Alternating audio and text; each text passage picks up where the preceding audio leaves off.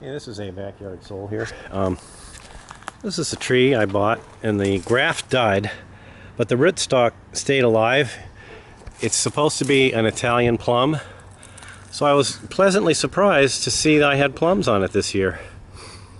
And that's going to be, a little bonus, because I thought it was just a shrub now, but it's getting little plums on it. This is a Boysenberry. I got it in a pot because originally I wanted to move it around, but actually now I know the roots are growing through the pot. This is a Thornless Blackberry or Himalayan Blackberry.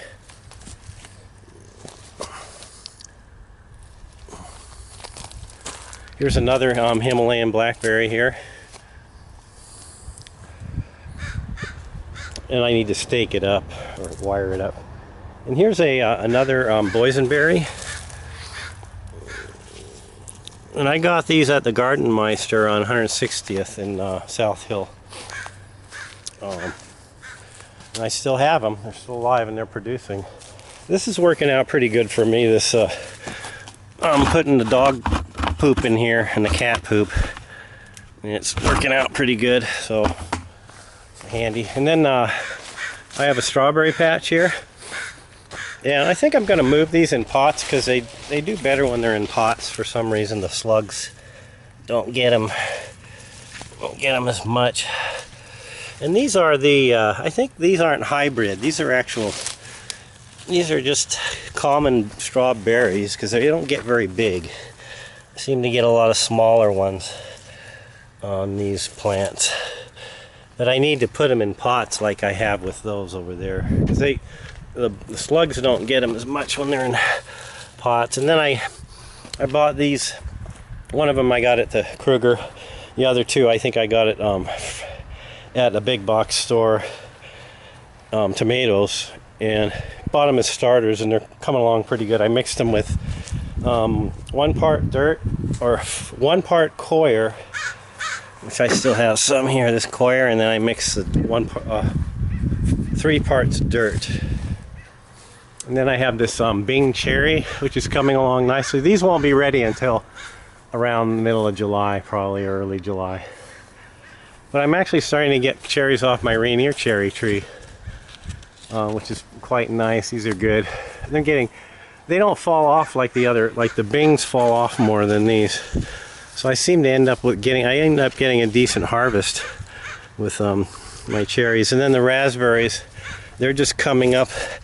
They just grow up out of the ground like that. They just spread, and I'm getting all kinds of those. And some of them are ripe. They're quite delicious. Tastes like pancakes. Pancake syrup, actually. So and then I have my other, these are so easy to grow here in the Pacific Northwest. If you live in Western Washington and you're thinking about starting a garden, if you get some of these, they're so easy. You don't need fertilizer, just water them, put them in a pot, and they'll spread, they'll grow real easy. They don't need too much care. And my Asian pears are doing well this year again too. Every year I get good results on this little tree, this Asian pear tree. And more strawberries. Bugs still get them in here, but so. And then I have a 4-way apple. There's a cane, yellow delicious, summer red. This apple tree here. Actually I'm getting a lot more apples this year than I ever have on this tree. But I pruned it a lot in the fall, late fall. I really pruned it, or actually late winter I pruned it. Is when I prune, because that way it doesn't prone to maybe get diseases if you prune them in the late winter. They get wet and they might get mold on them. So let me show you the other strawberry plants. These are the ones that they grow and they send out runners, and then I'll pluck them up and put them in a pot, mix it with dirt and coconut coir in a pot, so they get plenty of drainage in the pot. During the end of the gardening season, my soil gets really compacted, So the coir and the I was using perlite, but I'm not using perlite anymore. I'm using coconut coir. Here's my pears. There's some Bartlett pears. I'm getting a lot of those this year. And here's my rescue pears. I had some. One rescue pear. We had a raccoon around last night eating the cat food. More rescue pears. These pears get really big and fat. I normally don't get a lot on this tree. Get a few of them, and then the more I get, more Bartlett pears. So, and solar's doing well. You can see the wire. I still need to ground that. Those two panels on the roof need to be grounded, and they're not. I haven't hooked up the ground on those, but haven't had any lightning storms around here. So, here's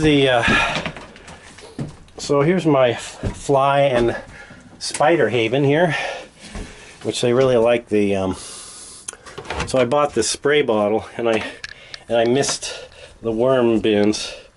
I like the mist. Come out here and mist them really good. And that's the worm factory, and that's where I collect the juice or the tea, and then I'll put the tea in I pour it on the plants after the air bubbler bubbles it. There's another one here. Worms, I need to feed them. I got a lot of table scraps. So all I'll do is I'll spray it down. Come in here once in a while and give it a good misting. It cools them off, and it evenly distributes the moisture in the pile too. I do that, and then keep my batteries charged. I have that in the winter, or when it's really cloudy and rainy, I'll turn that on. And that way my batteries are always at least 12.5 volts when it's running. And this thing's constantly running. I always have that on. That sine inverter. And let me show you how much. It's really cheating because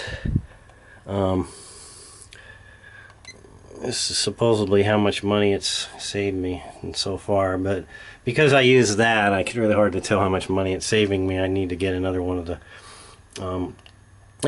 for as far as saving money on an off-grid system, it's really negligible. What I want to do is a question I keep asking people, if they know, is can I use a grid-tied inverter and sync it with this? So what I'm saying is that if I have two higher voltage panels on the other side of my property, and then I just attach those two high voltage panels to a Chinese grid-tied inverter and run the extension cord to a power strip that's coming off of this, could I damage this or the grid-tied inverter? I'm wondering, because then I could just, instead of having to buy another one of these for MPPT, I could use a cheap grid-tied inverter and boost my AC power coming off of this.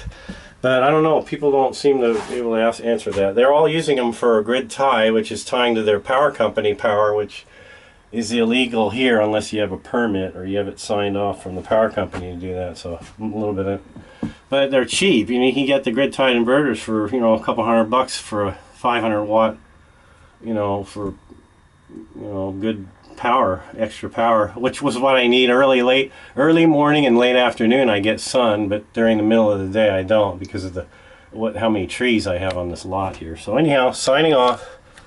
Thanks for stopping by.